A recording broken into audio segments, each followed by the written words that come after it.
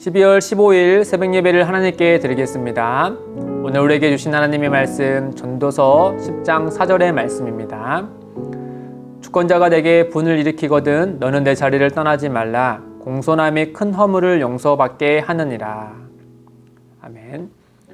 우리 아이들이 보면 부모님께 혼이 날 때가 가끔 있지 않습니까? 부모님께 혼날 때 우리 친구들의 특징을 두 부류로 나누면은 어떤 친구는 부모님에게 혼이 덜 나는 친구가 있는 반면에 또 어떤 다른 친구들은 더 많이 혼이 나는 친구들이 있습니다. 같은 잘못을 했음에도 불구하고 말이죠. 이 덜 나는 친구들의 특징은 본인의 잘못을 빨리 인정하고 부모님께 용서를 구하는 친구죠. 부모님 입장에서는 그 잘못에서 뉘우친 아이를 그 이상이 혼내진 않을 겁니다. 반면에 더 많이 혼나는 친구들의 특징은 본인의 잘못을 인정하지 않고 계속 변명을 늘어놓고 이 화내는 부모님의 그런 상황을 이해하지 못한 채 계속 그 언성이 높아지다 보니까 결국에는 조금만 혼이 나면 될 텐데 그것을 인정하면 될 텐데 그래야지 못해서 부모님에게 훨씬 더 많이 혼이 나서 아주 안타까운 일을 당하는 우리 친구들을 보곤 합니다. 오늘 전도서의 말씀, 우리가 읽은 말씀에 보면은 이 통치자 밑에 있는 이들에게 한 가지 지혜로운 방안을 우리에게 알려주죠. 이 통치자가 어떤 화를 낼 때 또는 분이 났을 때 이 명령을 듣는 사람이 어떠한 자세를 취하는 것이 지혜로운 방안인지 우리에게 알려주고 있습니다. 4절 말씀을 다시 보시면 이 주권자가 내게 분을 일으키거든 너는 내 자리를 떠나지 말라. 공손함이 큰 허물을 용서받게 하느니라. 이 주권자라는 말은 통치자 또 임금이라는 말인데 아마 전도자의 이야기의 흐름을 봤을 때 아마도 임금일 가능성이 많은 것 같습니다. 어떤가는 어느 사회든 간에 공동체든 간에 그 부서에 그 모임에 장이 있기 마련이지 않습니까? 그 장이 이런 지도자 또는 주권자가 화를 낼 때 그 명령을 듣는 사람이 어떠한 자세를 취해야 되는지 우리에게 알려주고 있죠. 오늘 말씀에 보면은 화를 낼 때 자리를 떠나는 것이 아니라 공손함으로 자기 자리를 지키는 것이 옳다라고 말씀해 주고 있습니다. 먼저 전도자는 이 주권자가 어떤 이유로 화를 냈는지에 대해서 우리에게 이야기해 주지 않습니다. 그런데 우리 전도자의 이런 전도서의 말씀에 앞서서 있던 말씀을 보고 유추해 보면은 먼저 7장 9절에 보시면 이 급한 마음으로 화를 내는 사람에 대해서 전도자는 이 우매한 자들의 특징이다라고 이야기합니다. 또한 8장 2절과 3절 말씀해 보시면 왕이 주권자가 명령을 듣는 신하들에게 어떤 명령을 내릴 때는 그 명령이 앞서서 신에게 맹세한 거기 때문에 이것을 철회할 가능성이 거의 없다라는 점을 전제합니다. 그래서 이런 점을 감안해야 된다라는 점을 먼저 말씀해 주고 있죠.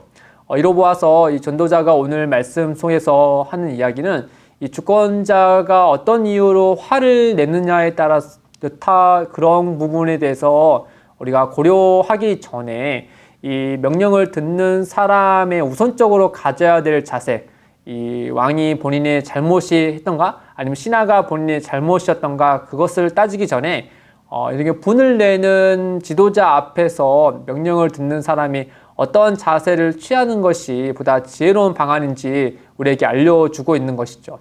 그 점에 대해서 우리가 세분화해서 두 가지를 살펴보면 첫째는 이 듣는 자는 주권자가 화를 내더라도 자기 자리를 지켜야 한다라는 점입니다. 우리 일상의 한 예를 들어보면은 이 자녀들이 부모님에게 혼이 날 때 어떤가 이런저런 감정이 뒤섞이겠지만 자녀들이 해서는 안 되는 행동 하나 있죠. 그게 바로 집 밖을 나가는 거지 않습니까? 소위 이제 가출을 하면 안 되는 거겠죠. 어떤 간에 화를 내더라도 집 안에서 있어야만이 그 문제를 해결하고 또 관계가 회복되는 것이 아니겠습니까? 또 부모가 그렇게 화를 내는 이유는 자녀를 내쫓기 위함이 아니라는 것을 자녀도 알고 끝까지 그 자리를 지켜야 하는 것이죠. 부부 싸움도 마찬가지겠죠. 이 부부가 서로 간에 싸움을 할 수 있겠지만 그럼에도 불구하고 넘지 말아야 될 선이 밖에서 잠을 자는 거겠죠. 어떤 간에 그런 점을 우리가 생각을 해보면 이 듣는 자가 주권자가 화를 내더라도 자기 자리를 지켜야 한다는 점은 바로 이런 점을 우리가 생각해 볼 수 있는 것이죠. 더하여서 이를 다르게 생각하면 이 화가 난 문제를 해결하기 위해서라도 자리를 지켜야 한다라는 겁니다. 어떤 문제가 있어서 이 자리를 박차고 나가서 버리면은 그 문제를 더 이상 해결할 수 없고 또 거기에 대해서 건설적인 대안이 나오지 않지 않습니까? 그런 점에서 그 자리를 지키고 있을 때 화 때문에 문제가 불거졌지만 그럼에도 불구하고 이 문제를 건설적으로 우리가 해결할 수 있는 길이 그 대화와 그 장소, 그 자리 안에서 일어난다라고 하는 것이죠. 물론 어떤 점에서는 잠시 그 감정에서부터 벗어나서 자리를 피하는 것도 유익한 점이겠지만 그럼에도 불구하고 다시 제자리로 돌아왔을 때 그 문제를 해결하고 또 관계가 회복되는 것이겠죠. 이런 점에서 먼저 잠언은 우리에게 아주 좀 유익한 말씀을 하는데 16장 14절 이렇게 얘기합니다. 왕의 진노는 죽음의 사자들과 같아도 지혜로운 사람은 그것을 쉬게 하리라. 어떤 왕의 진노가 있다 하더라도 지혜로운 사람은 그 자리에서 박차고 나가는 것이 아니고 그리고 그 자리를 그냥 회피하는 것이 아니고 그 자리를 지킴으로 인하여서 그런 문제의 핵심을 들여다보고 관계를 회복하려는 자세가 있을 때 모두를 쉬게 한다라는 점을 잠언 저자는 우리에게 말씀하고 있는 것이죠. 더불어서 둘째는 듣는 자는 주권자 앞에 늘 공손함을 갖춰야 된다라고 말하고 있습니다. 이 공손함이란 말은 고요함, 평정심 또는 유순함 또는 이제 세번역 성경에는 침착함이라고 이렇게 번역을 했는데 그와 같은 말입니다. 어리석은 사람은 상대가 누구든 감정으로 대하면 또 맞불을 내듯이 감정으로 앞세워서 대응하지 않습니까? 그러다 보면은 작은 문제도 훨씬 더 커지게 되죠. 반면에 지혜로운 사람은 상대가 감정적으로 대하더라도 그 감정에 끌려서 이리저리 하는 것보다 오히려 침착하게 문제의 핵심을 들여다보고 이 문제를 원만하게 해결하는 자세를 가질 것입니다. 이를 이유하여서는 그 마음에 침착함이 있어야 하고 또 유순함을 갖춰야 되겠죠. 보통의 사람들이 이런 감정을 밖으로 내뱉을 때 사용하는 보편적인 일반적인 이런 통로는 우리가 혀로 말하는 이 언어지 않습니까? 말이지 않습니까? 이 어리석은 사람은 이 감정적인 것을 다쳤을 때 거기에 대해서 이 좋지 않은 말을 내뱉음으로 오히려 문제를 더 크게 만들죠. 반면에 지혜로운 사람은 설사 주권자가 명백히 잘못을 했다 하더라도 이 화를 돋우는 말 대신에 유순한 말로 대응할 것입니다. 잠언서 15장 1절에 이렇게 이야기합니다. 유순한 대답은 분노를 쉬게 하여도 과격한 말은 노를 격동하느니라.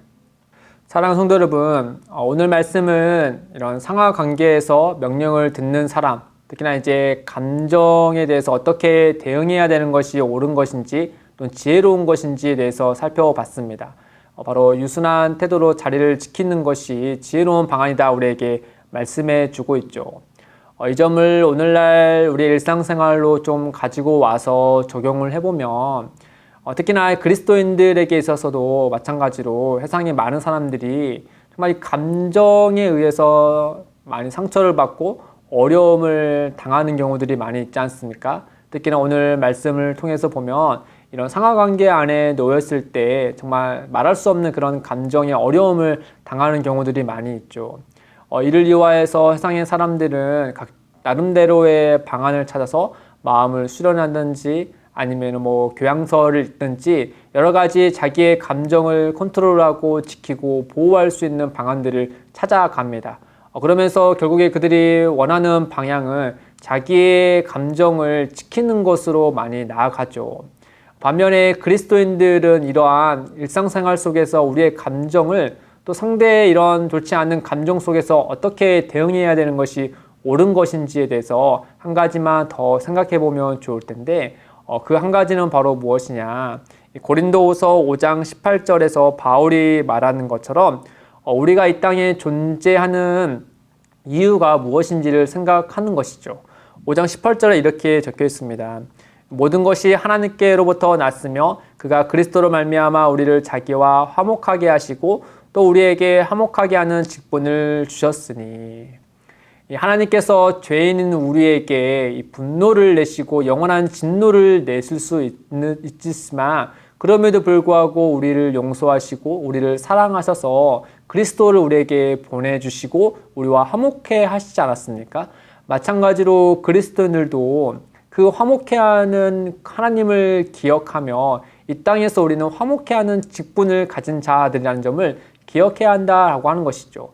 그래야 해서 우리 일상생활 속에서 이런 감정으로 부딪혔을 때 똑같이 감정으로 대응하고 또는 자기의 감정을 지키기 위해서 소극적인 자세를 취하는 것만이 아니라 오히려 그리스도인들은 이 하나님을 영화롭게 하고 이웃을 이롭게 하는 이 화목케 하는 직분을 가진 자로서 그 모든 상황 가운데 무엇이 더 하나님 보시기에 덕을 세우는 것인지를 생각하고 이에 대해서 대응해야 된다라는 점을 오늘 말씀을 통하여서 우리가 살펴볼 수 있는 것입니다. 사랑하는 성도 여러분, 정말 이 말씀을 우리가 생각하면서 오늘을 살아갔을 때 우리 안에서 혹시나 감정적으로 어려움을 당하는 순간도 분명히 있을 것이고 또한 이렇게 어려움을 당한 이들도 분명히 주변에 있을 것입니다. 그럴 때 우리가 잠시 우리가 화목케 하는 직분을 가진 자라는 사실을 우리가 기억하고 또 하나님의 도우심을 위하여 같이 기도하고 그리함으로써 이 전도자가 말하는 것처럼 유순한 반응 또 침착한 반응을 내서 보다 덕을 세워 가시기를 주님의 이름으로 축복드립니다. 같이 기도하겠습니다. 사랑의 주님, 우리의 일상은 매우 복잡하고 다양하기 때문에 여러 차례 감정적으로 지친 하루를 보낼 때가 많습니다.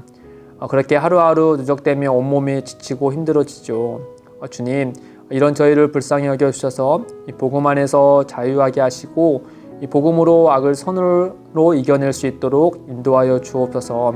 언제나 우리의 마음을 살피시고 늘 사랑으로 반응하시는 주님을 기억하고 오늘 하루도 주 안에서 행복하고 따뜻하게 살아갈 수 있도록 주님이 역사하여 주옵소서. 감사하며 예수님의 이름으로 기도드립니다. 아멘. 오늘도 두 가지의 기도 제목을 놓고 함께 기도하겠습니다. 첫째, 관계 안에서 여러 감정들이 오고 갈 때 그리스도 안에서 덕을 세우는 방향으로 나아갈 수 있도록 인도하여 주옵소서. 둘째, 기쁨이 되는 교회의 모든 부서와 모임들마다 화목하게 하시는 예수 그리스도를 중심으로 건강하게 세워가도록 역사하여 주옵소서. 이를 위해 함께 기도하며 나아가겠습니다.